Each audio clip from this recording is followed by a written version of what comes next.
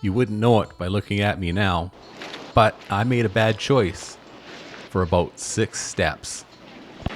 Today, we're walking the ocean floor, and we might have regret in our shoe choices. All right, what do you think? Am I cooked? Will these shoes survive Hopewell?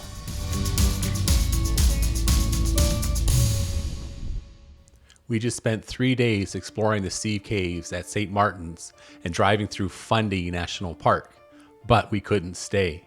We pushed east to Hopewell Rocks and immediately realized we were on a deadline. Look at that rig. Oh yeah. In 500 meters, you will arrive at your destination. Hopewell Rocks Provincial Park. Yay! We're in New Brunswick at Hopewell Rocks on the Bay of Fundy, and the tide decides when you get to see the ocean floor. This sign is the whole game. High tide, 1233. Low tide, 1900. So today, the Insta360 is the hero camera. We came for the incredible Hopewell Rocks, but we had a problem. The sun was dropping fast. We hadn't found a campsite, and in a truck camper, rest anywhere only works if you find a spot before dark. This is Wheels, Waves, Wings. A quick walk through the woods. This is where the shoe war starts. I've got hikers. Sue has purple flats. The entrance at the top brings you to the 101 steps. Wait till you see the scale at the bottom. It hits immediately. People look like ants around the first teapot rock. Down only, up only. All right, let's get down to the beach. Reaching the bottom, it really boggles the mind to think that in just a few hours, this whole area is underwater. Walking through Lover's Arch, you know, the ones you see in photos, it feels different when you're actually here. Especially when you have people next to it for scale. It's really something else.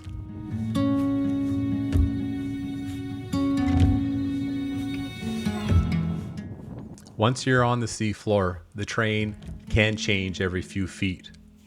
One moment you're navigating everything in sand and water, from loose gravel. You'll find yourself going through these jagged, sea-covered rocks, even through slick mud.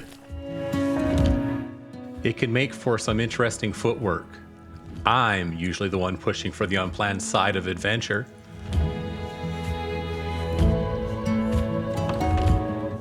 And then I remembered why I love Sue so much. She's usually the one keeping us on track. But today, she decided her purple flats were the right tool for the job. I was curious what it would look like from the inside out, and this is probably one of my more favorite shots. I poked the 360 camera into one of these narrow crevices. It's a perspective you just can't get from the main path. Every inch of this place has a different story to tell. Looking up at the trees on top, you could almost imagine them as steam rising from a massive cooking pot. And according to local Mi'kmaq storyteller Michael Francis, these aren't flower pots at all. He tells of a long time ago when wise men called Gnaps gathered people here for harvest feasts. These formations were their cooking pots. But then newcomers arrived and traditions were disrupted. The gatherings stopped, the fires went out, and these great pots turned into cold stone. They're still here waiting for a meal that may never come again.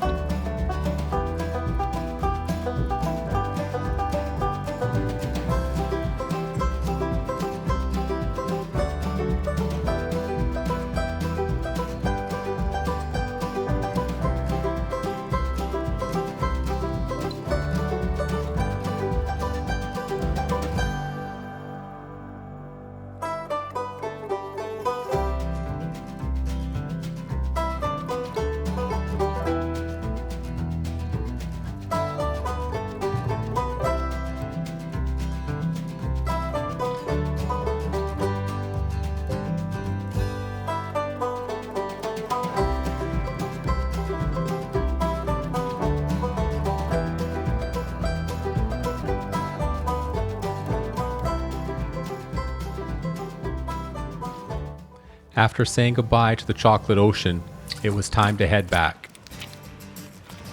We still had one mission, to find a campsite before it got too dark.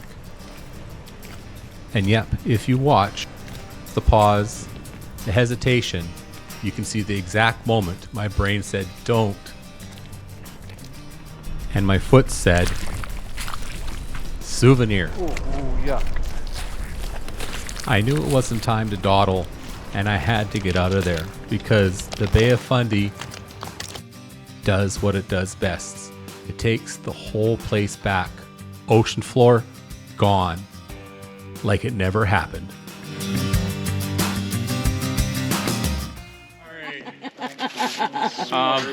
Yeah, I made a bad choice for about 6 steps. Somebody was telling me that I should wear proper shoe wear.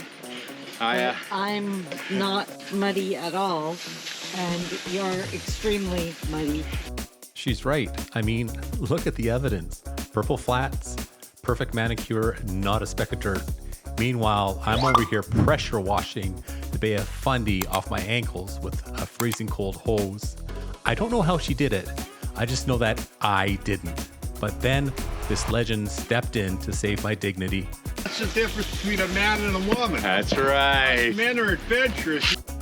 So that's it. I was adventurous. It wasn't a bad decision. So why are we sitting inside of this covered porch? Because my lazy ass is not walking up those steps. It's inclined. Yeah. For $2, We're gonna, I'll spend it. yeah.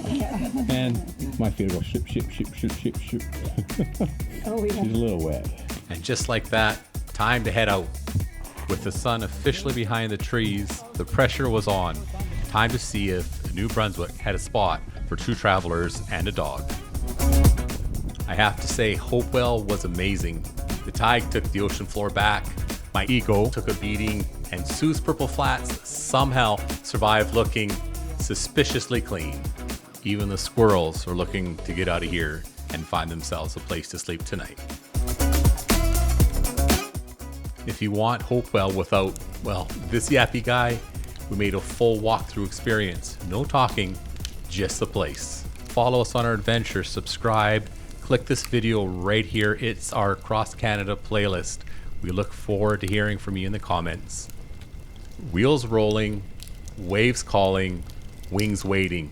Wherever you roam, travel true. Oh no, I was in there. He just doesn't know that I washed my feet already. Oh, okay. Oh, cheat.